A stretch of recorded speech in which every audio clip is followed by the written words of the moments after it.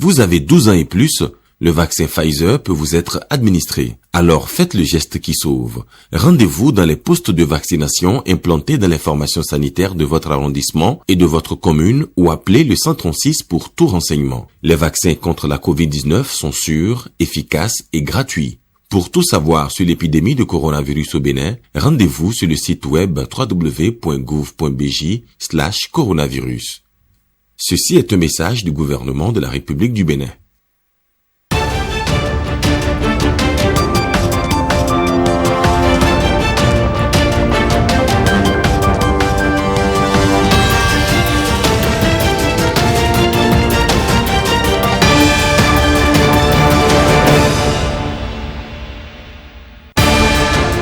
C'est une première au Bénin, le recensement national de l'agriculture est réalité et les résultats sont même connus.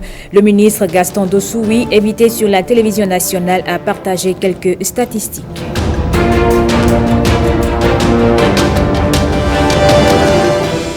Audience au ministère des Affaires étrangères, Aurélien Agbenossi a reçu Claudio Tognola, chef de division Afrique de l'Ouest du département fédéral des Affaires étrangères de la Suisse, à suivre le point de leurs échanges.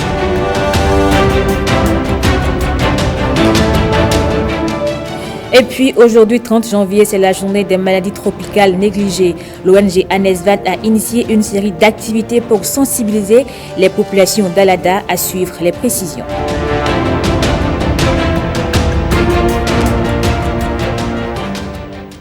Bonjour à tous et bienvenue dans ce 13h.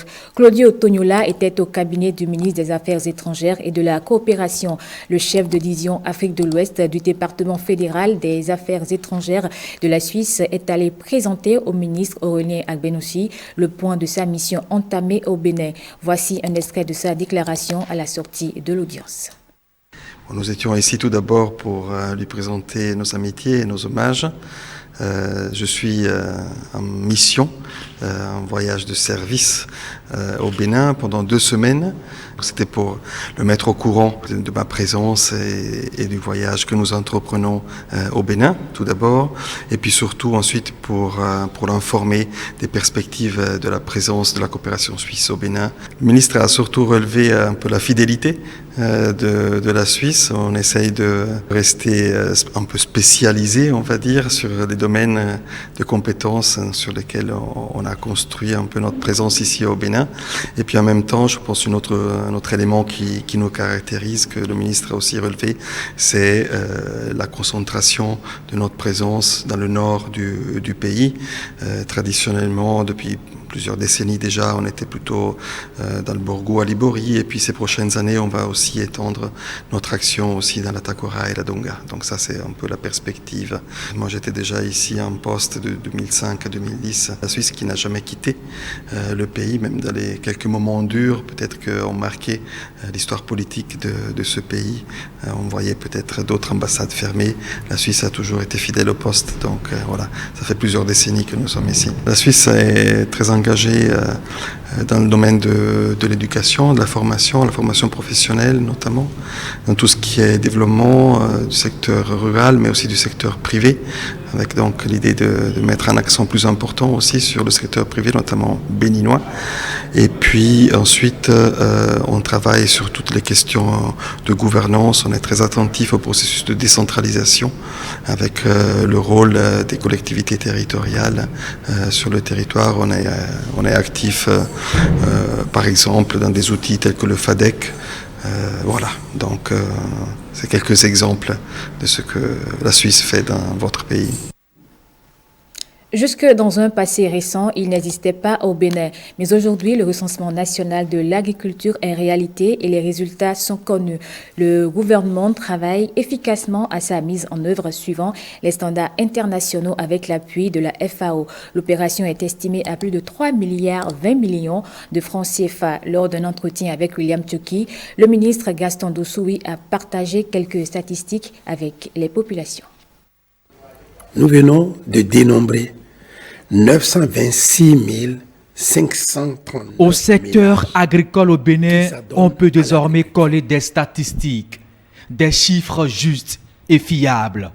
Une prouesse du ministère en charge de l'agriculture, de l'élevage et de la pêche, Ce département a réalisé pour la première fois au Bénin le recensement de tout le secteur. Si vous n'arrivez pas à savoir où vous êtes, comment vous allez projeter, comment vous allez devenir. Si vous investissez quelque part, comment vous pouvez savoir ce que l'investissement a rapporté en termes d'amélioration ou non des conditions. C'est pour cela qu'il faut nécessairement recenser. Le monde agricole en chiffres, des statistiques indiquant la taille des exploitations, la taille des cheptels, la population active occupée par ce secteur phare de l'économie, des chiffres recueillis dans toutes les régions, même dans les hameaux les plus reculés.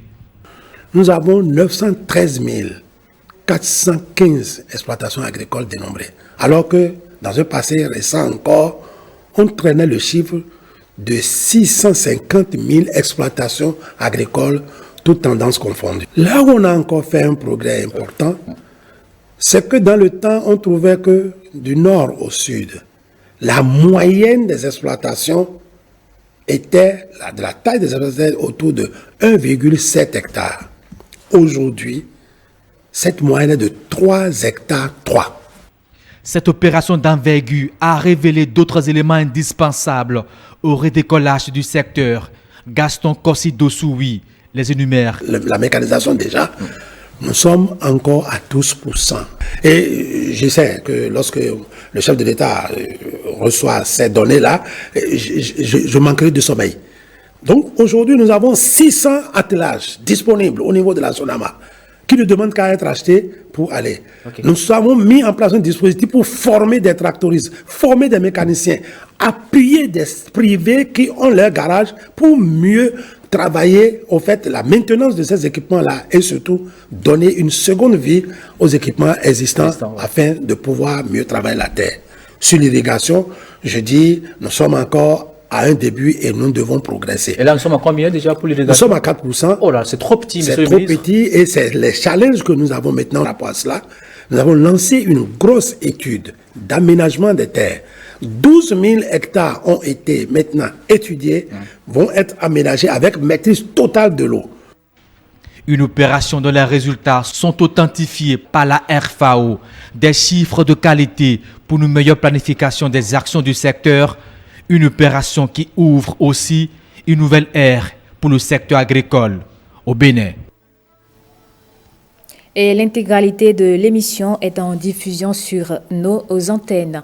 Le gouvernement travaille à renforcer les capacités de l'administration forestière au Bénin. Pour une fois de plus donner le temps, le ministère du Cadre de vie et du Développement durable a procédé au lancement de l'inventaire forestier national Acte 2.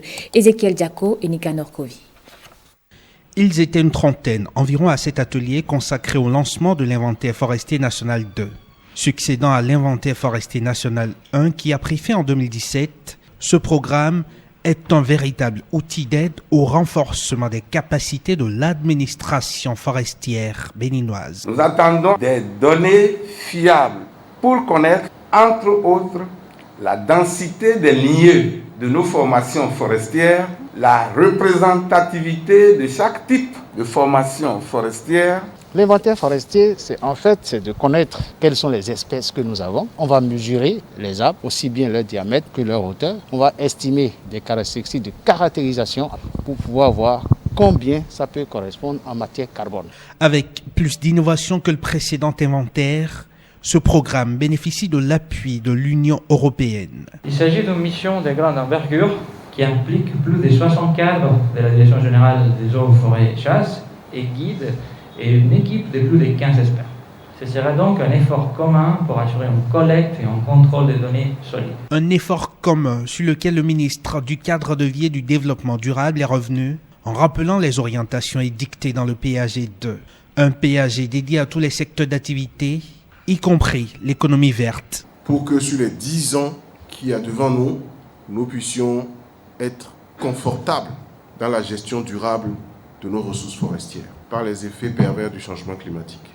Aujourd'hui, je voudrais simplement vous dire que vous avez ma disponibilité pour conduire cette opération essentielle pour nous, mais je souhaite qu'elle soit conduite avec la rigueur nécessaire, avec le professionnalisme qu'il faut. À l'issue des échanges, les acteurs paraissent désormais aptes a changé l'image de l'administration forestière béninoise. Aujourd'hui, c'est la journée des maladies tropicales négligées. Hier déjà, l'ONG ANESVAD a initié une série d'activités pour sensibiliser les populations d'Alada à se protéger contre ces maladies. L'occasion est également saisie pour faire des plaidoyers à l'endroit des autorités compétentes. Christelle Tongodo, Yves Agodopessi. L'ONG ANESVAD investit dans le droit à la santé dans le top de cette 3e édition par une caravane à travers la ville d'Alada. Des messages de sensibilisation sont portés à l'endroit de la population. Les maladies tropicales négligées, c'est un groupe de maladies qui sévit surtout dans nos communautés pauvres. Ça touche la population pauvre, reculée, loin surtout du système de santé, et qui ont aussi une hygiène défectueuse. Les maladies tropicales négligées touchent les populations vivant dans les communautés les plus pauvres. En raison du désastre qu'elles engendrent, ils urgent de les éliminer. C'est pourquoi il est demandé l'effort et la coopération d'un ensemble d'acteurs variés. À travers les messages inscrits sur les banderoles et les pancartes, nous voulons interpeller la conscience de la communauté nationale et par la même occasion les gouvernants et les honorables députés à se donner la main pour une élimination d'ici 2030 des maladies tropicales négligées dans notre pays. La préfecture d'Alada est disposée à accompagner toutes les actions prévues dans l'éradication de ces maladies parce que cela cadre parfaitement avec le programme d'action du gouvernement. Nous pouvons vous rassurer de l'engagement du conseil communal d'Alada qui mettra tout en œuvre pour bouter hors de nos communautés cette maladie qui reste orpheline. Les maladies tropicales négligées sont au nombre de 21 selon l'OMS. Parmi elles, on retrouve l'ulcère de Bureli, la lèpre, la gale, etc. Toujours au chapitre santé, le consortium Social Watch Bénin Assopil a lancé le projet d'appui au renforcement du cadre normatif, législatif et institutionnel de la santé sexuelle et de la reproduction. La cérémonie officielle s'est déroulée sous l'égide du ministère de la Santé et en présence du représentant de Enabel, William Aguiar et Blaise Adambo. Un pas de franchi pour la promotion du droit à la santé sexuelle reproductive. Depuis le 1er septembre 2021, le projet d'appui au renforcement du cadre normatif, législatif et institutionnel de la santé sexuelle et de la reproduction est mis en œuvre. Il a pour objectif d'améliorer la connaissance et l'application des textes de loi en la matière. Le cadre normatif, législatif et institutionnel de la santé sexuelle a évolué avec le vote ces derniers moments de quelques lois et de la modification d'autres lois. Il est important de partager le contenu du projet avec les différentes parties prenantes de la santé sexuelle et de la reproduction sexuelle au Bénin. C'est ce à quoi s'attellent Social Watch et Enabel Bénin, son partenaire technique et financier. En 2021, il demeure pertinent de faire connaître et de faire évoluer davantage le cadre réglementaire et institutionnel régissant les droits de la santé sexuelle et reproductive pour qu'il soit plus favorable à la jouissance effective par les adolescents, les jeunes et toute autre personne bénéficiaire des dits droits. Enabel avait mis à disposition effectivement une enveloppe budgétaire pour appuyer des projets innovants pouvant permettre d'améliorer l'environnement juridique et institutionnel pour les droits sexuels et reproductifs. Le 31 mai 2023, le projet sera à son terme. Sa mise en œuvre va permettre aux adolescents, aux jeunes et aux femmes en âge de procréer de jouir de leurs droits en matière de santé sexuelle et de la reproduction. Cérémonie de présentation de vœux à la mairie d'Abomey-Calavi, Angelo Arondino a sacrifié à la tradition. C'était pour lui et ses collaborateurs l'occasion de partager de bons moments de convivialité. Lunaïk Aguazao et Patrick Yimanvo. Ambiance chaleureuse et empreinte de convivialité. L'édile de la cité dortoir échange ici les vœux de nouvel an avec le conseil communal, le personnel technique et administratif et les partenaires de la mairie d'Abomey-Calavi. Je voudrais présenter à chacune et à chacun d'entre vous mes vœux les plus ardents pour cette année nouvelle. L'année 2022 est l'année de la mise en œuvre de nouvelles réformes administratives au plan local. Je voudrais à cet effet souhaiter la disponibilité de tous en vue de relever les nouveaux défis liés désormais au statut particulier de notre commune. Aux côtés de Angelo Awandjinou, travailleur de la mairie et chef d'arrondissement, s'engage à œuvrer davantage pour le développement de la commune. C'est des jalons qu'il a posés un peu partout, qu'il faut concrétiser. Et donc cette année 2022 sonne comme l'année de concrétisation de plein de projets qu'il nourrit, que le maire nourrit pour sa commune. Pour 2022, je souhaite vraiment une administration dynamique, déterminée, engagée à réaliser les grands défis qui sont annoncés tout à l'heure. Prières et bénédictions de différentes confessions religieuses ont accompagné ce rituel de présentation de vœux. On se rend maintenant à Ouidah pour le même exercice. Maire de la commune, personnel de la municipalité, élus locaux et personnalités de la ville ont procédé à la cérémonie d'échange de vœux. Occasion de faire un bilan et de présenter l'objectif principal, faire de Ouidah la capitale touristique du Bénin. Patrick Diossou et Bruno Rotepo. De l'eau au sol. Syncrétisme rituel et spirituel. Œcuménisme culturel et cultuel. Au nom de Jésus. Amen. Bienvenue à la maison de la culture de Ouidah Kwaseglehui, la cité aux trois noms, où la basilique catholique fait face au temple du Python. De Éloi Yébé, responsable syndical représentant le personnel de la mairie. Son élection à la tête de la commune de Ouidah donne un espoir. À Hubert Amoussou, représentant des chefs services décentralisés de l'État. La qualité de votre gouvernance à la tête de la ville de Ouidah. L'on félicite l'édile de la commune et son conseil communal, installé il y a moins de 2 ans. Monsieur le maire, dès votre installation en qualité de président du conseil communal, vous avez mis un point d'honneur à l'instauration d'un climat de confiance mutuelle entre les conseils communaux. À la commune de Ouidah, depuis les 3 dernières années, nous avions fait un effort exceptionnel sous notre grande sœur Célestine Adjadon pour monter les recettes intérieures, les recettes propres, jusqu'à un montant d'environ 800 millions de francs CFA.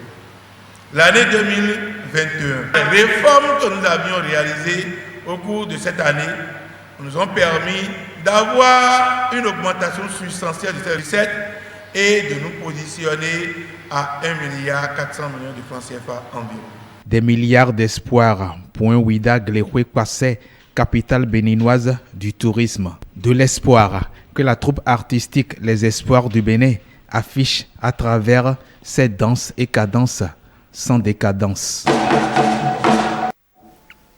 Parlons à présent de cette cotisation dans les mosquées pour répondre aux besoins de la communauté. L'opération est lancée depuis le mois d'octobre dernier par le Bureau exécutif national. L'Union islamique du Bénin l'a instituée en application des décisions prises lors du congrès tenu à Parakou en 2019. L'imam Asifatou Mohamed Ali, président de l'Union islamique du Bénin, revient ici sur le bien fondé de cette action de solidarité. Il est au micro de Renaud Akakpo et François Zissou. Par ma voix, l'Union islamique du Bénin lève tout équivoque à propos de la cotisation périodique des mosquées, régulièrement adoptée par la communauté musulmane du Bénin à travers son instance supérieure, le Congrès et ses organes dirigeants. La cotisation des différentes catégories de membres est la première ressource des associations. C'est une somme d'argent librement fixée que les statuts d'une association mettent le plus souvent à la charge des membres afin de contribuer de manière durable au financement de son fonctionnement. La mise en œuvre du plan de travail de l'Union islamique du Bénin, que retrace bien notre ambition, ne peut être effective qu'avec la mobilisation des ressources. Les différents organes cités plus haut ont commencé leur cotisation qui est de 5 000 francs par membre et par mois.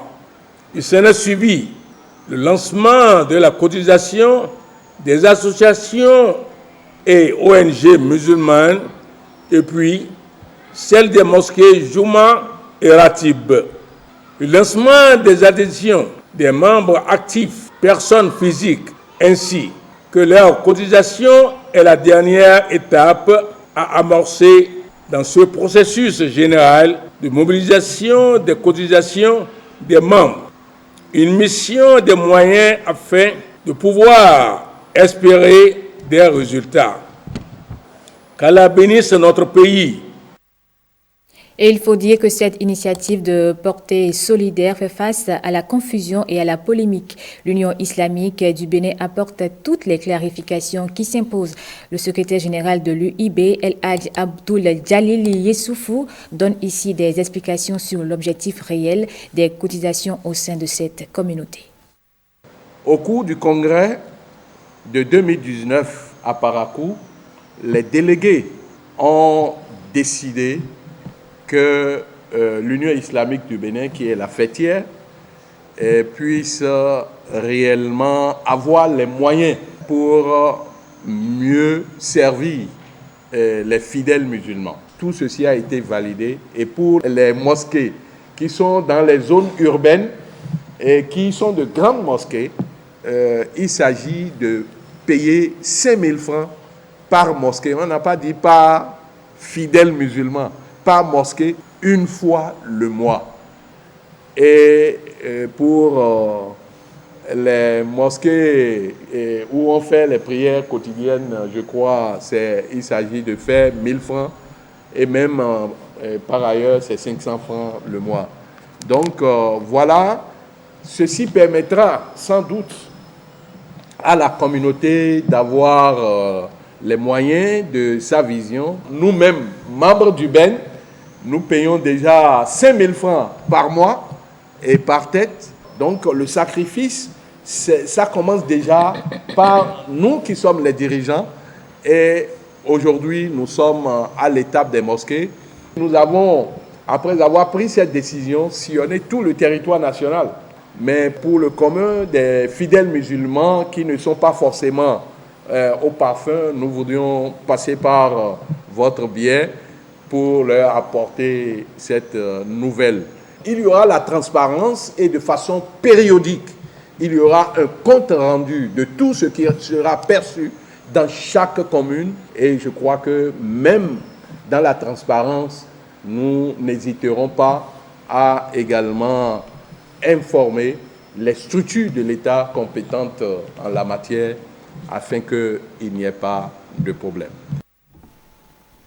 L'église protestante méthodiste du Bénin a 180 ans. Pour célébrer cet anniversaire, elle choisit de rendre hommage au président Patrice Talon, celui qui a pu et a su réunir les frères méthodistes belligérants dès son accession au pouvoir en 2016. Patrick Diossou et Patrick Himovo. Une inscription salle Patrice Talon. Un sous-titre explicatif. Dieu l'a utilisé pour la réconciliation et la réunification de l'EPMB, l'Église protestante méthodiste du Bénin. C'est donc à juste titre qu'un hommage soit rendu au président en ce jour de lancement officiel des festivités des 180 ans de l'Église.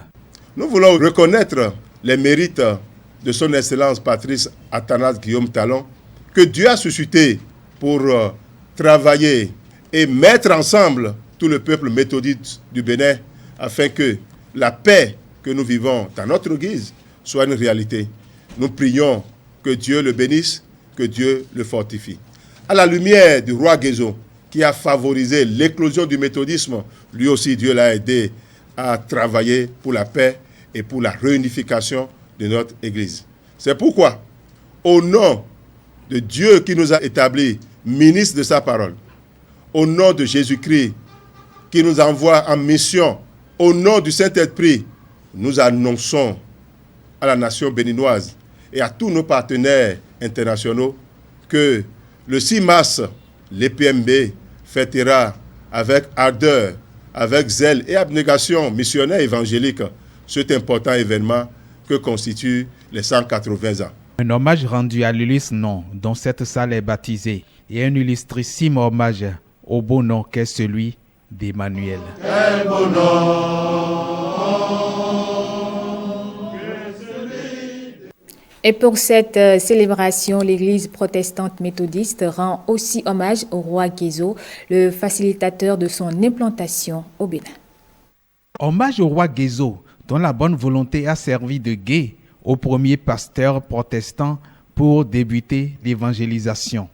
Le roi Guézo a accordé cette faveur au missionnaire Thomas Burch Freeman en son temps. C'est pourquoi l'EPMB voudrait, en ce moment même, à l'entame des célébrations, rendre un hommage mérité, un hommage vibrant à la royauté d'Abomey, au roi Guézo. Et paix à son âme, parce que c'est grâce à la faveur qu'il a accordée au missionnaire Thomas Burch Freeman que la lumière méthodiste a jailli dans tous les coins et recoins du Bénin, faisant naturellement de l'EPMB la première église au Bénin. Que Dieu bénisse notre pays et que Dieu bénisse l'église protestante méthodiste du Bénin. Bénédiction dite pour rappeler qu'un roi du Dahomey permet aux fidèles protestants béninois de chanter « Nous avons un sauveur ». Nous avons un sauveur, nous avons un sauveur.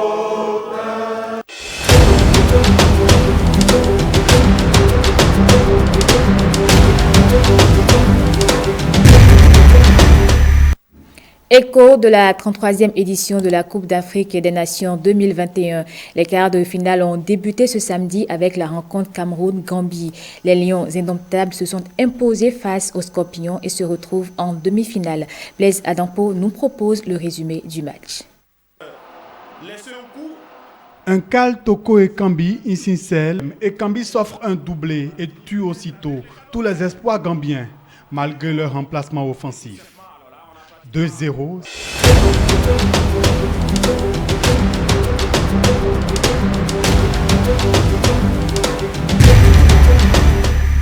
Et voilà qui met un terme à cette édition du journal. Merci à vous de l'avoir suivi.